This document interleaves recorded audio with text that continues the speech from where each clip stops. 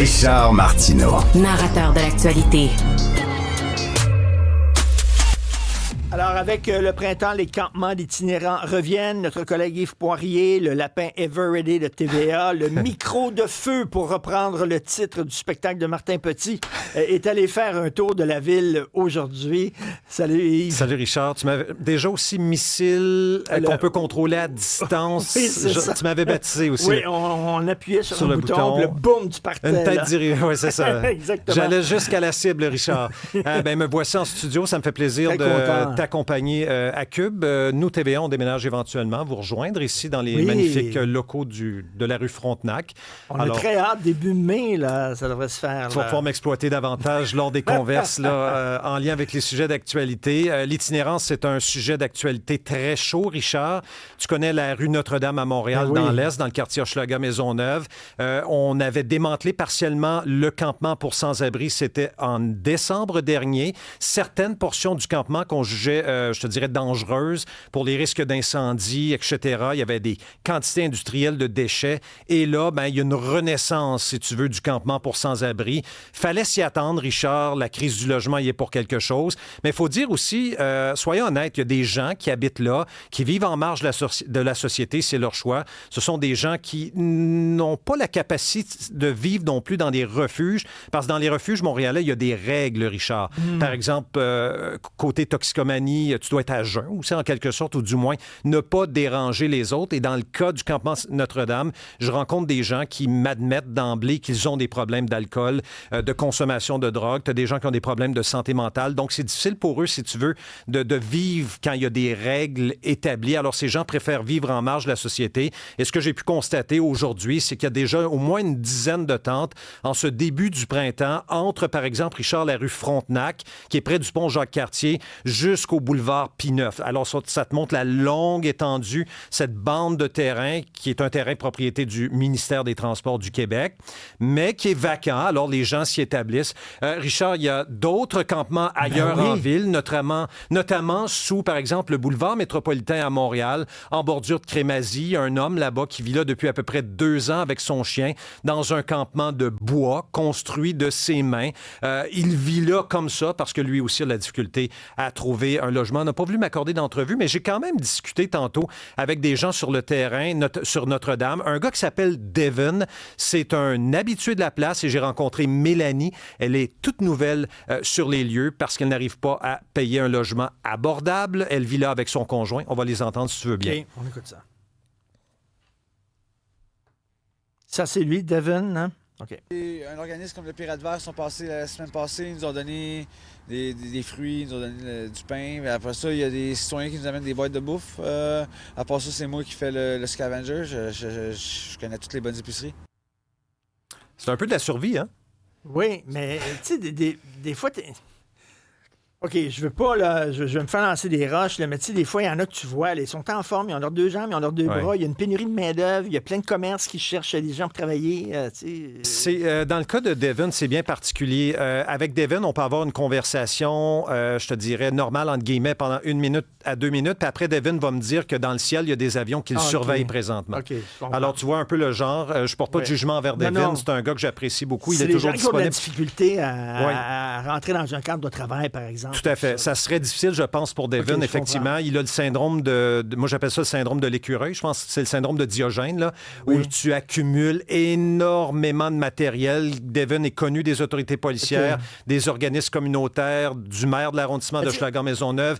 Il va amener, Richard, une quantité astronomique de biens là, en bordure de la rue Notre-Dame. C'est le cas aujourd'hui déjà. Il construit des installations, veut établir une certaine commune, donner des tâches. On sent vraiment qu'il y a un fond de bien dans cet individu-là, mais en même temps, il ne se rend pas compte de ce qu'il peut créer et générer comme problème là, en bordure de la rue Notre-Dame. C'est, écoute, des paniers d'épicerie, j'ai vu des micro-ondes, j'ai vu des téléviseurs tantôt. Il avait un baril à l'intérieur d'une installation dans lequel il avait fait un trou. Il s'en sert pour se chauffer, pour faire cuire des choses. Je pense qu'il est en train de construire un abri tempo quand je suis allé le voir tantôt. Mais la question que tout le monde se pose, c'est il n'y a pas des règlements, il n'y a pas des lois. Ils n'appliquent pas ces règlements-là. Ils ont le droit de faire ça. Il y a une tolérance, Richard. Il y a une grande tolérance envers des gens comme Devon. Tu sais que les refuges sont pleins à Montréal présentement. Le métro de Montréal, tu connais les nouvelles règles, si tu veux. On demande de ne plus flâner. Donc, il y a des gens qui se retrouvent à l'extérieur. J'ai comme l'impression, Richard, qu'il va y avoir beaucoup de gens cet été en bordure de la rue Notre-Dame. Je comprends qu'il y a des gens là-dedans qui sont dans le besoin. Je comprends qu'il faut bien qu'ils aillent quelque part, maudit. Là, ils ne peuvent pas disparaître. En même temps, les gens qui vivent dans ces environs-là, c'est pas évident non plus pour eux autres. Là. Non, ce n'est pas du tout, effectivement. Plusieurs la me parlent... cohabitation, là, est pas... Très difficile avec le voisinage, notamment. Je pense pas que les gens qui habitent en bordure de la rue Notre-Dame avec leurs enfants, notamment au Parc Morgan, sont contents de voir ça. Ça a des allures de petits dépotoirs, là, soyons vraiment honnêtes, Richard. Mais il y a des êtres humains qui vivent dans des conditions comme celle-là. Je parlais il y a quelques jours à peine de ce qui se passe à la frontière de Saint-Bernard-de-la-Colle. Tu vois de plus en plus de demandeurs d'asile là, qui arrivent justement en provenance des États-Unis. Plusieurs sont d'origine haïtienne parce qu'ils fuient les politiques là, d'expulsion massive de Trump. Parmi eux, on va se retrouver rapidement en situation d'itinérance à Montréal parmi ces demandeurs d'asile. Ça met encore beaucoup de pression, Richard, sur des organismes comme la Mission Bon Accueil, la Mission Old Brewery. Ce sont des gens qui sont bénéficiaires du jour au lendemain de l'aide sociale, mais qui n'ont pas plus les moyens pour se payer un logement. Alors, ils vont carrément aller vivre dans ces refuges-là et peut-être même à la rue éventuellement. Mais il n'y a pas des projets de mini-maisons, quelque chose comme ça? Oui, parlons-en justement. J'ai posé la question à l'administration Plante. C'est une des promesses de Valérie Plante de prévoir à peu près des mini-maisons pour loger 60 personnes, notamment dans le nord de la ville, sur la rue Louvain, près de l'ancien hippodrome. Et là, j'ai appris que le projet et la promesse de l'administration Plante reportés à l'été, Richard, parce qu'il faut aménager ces terrains-là. C'est pas juste des mini-maisons, mais ça demande de la canalisation, ça demande de l'aqueduc, ça demande des besoins sanitaires aussi. Mais là, ça serait dans le coin de Blue Bonnet, c'est ça? Ça serait dans le coin de Blue Bonnet, notamment, mais également sur la rue Louvain, près des shops. Tu te souviens, là, où à l'époque, Chabanel, où il y avait beaucoup de vêtements en production, etc. Mais il y a encore quelques commerces qui sont dans ce secteur-là, mais il y a un terrain vacant sur Louvain-Ouest. C'est là qu'on va établir notamment ces unités modulaires-là, mais il n'y a rien de fait sur le terrain. Le terrain n'est même pas aménagé encore pour accueillir ces unités modulaires qui sont produites par une compagnie de Beauce, en Beauce, au moins c'est québécois. On produit ça chez nous, mais il faut les amener éventuellement à Montréal. Mais d'abord, il faut préparer le terrain. Alors, la promesse printanière de la mairesse, reportée à l'été. L'opposition officielle, elle a des doutes. Elle pense que ça va être plus tard, peut-être en août, en septembre, qu'on va voir arriver ces petites mini-maisons-là destinées à une clientèle vulnérable, les itinérants. Écoute, et là, les images que tu nous as montrées, là, c'est le début, là, parce qu'il fait quand même assez frais encore. Là, quand il va faire plus chaud, là, les nuits sont fraîches. Les gens ont des systèmes de chauffage d'appoint. C'est dangereux. Très dangereux. Devin me disait hors caméra tantôt que le feu a failli prendre récemment dans son installation. Puis la mairesse Plante a toujours dit qu'elle ne voulait pas tolérer ce type d'abri de fortune, justement, en raison des risques d'incendie. Je pense qu'elle a un bon point, la mairesse, effectivement. Mais en même temps, où iront ces gens-là? Ça, c'est toujours le débat, Richard. Et en terminant, parenthèse, il y a un jargon, une expression dans le milieu du journalisme, une nouvelle qui marche, une nouvelle qui a des jambes, une nouvelle qui va loin. Là. Tes images de l'hôpital Maisonneuve-Rosemont. Là. Ça a fait du chemin, hein? Aïe, aïe! Oui, ça frappe l'imaginaire. L'écureuil, le dentier.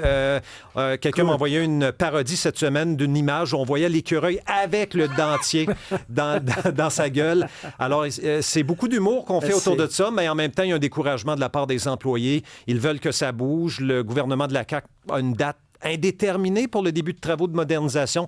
C'est inacceptable, me diront les employés qui tiennent cet hôpital-là à bout de bras, hein, qui jouent un rôle crucial, notamment ici à Montréal, mais à travers le Québec, qui soignent des gens au quotidien. Mais la bonne nouvelle, 46 millions pour le troisième lien qui a été accordé cette semaine. Alors, merci beaucoup. Merci, Richard. Bon week-end de Pâques. À bientôt.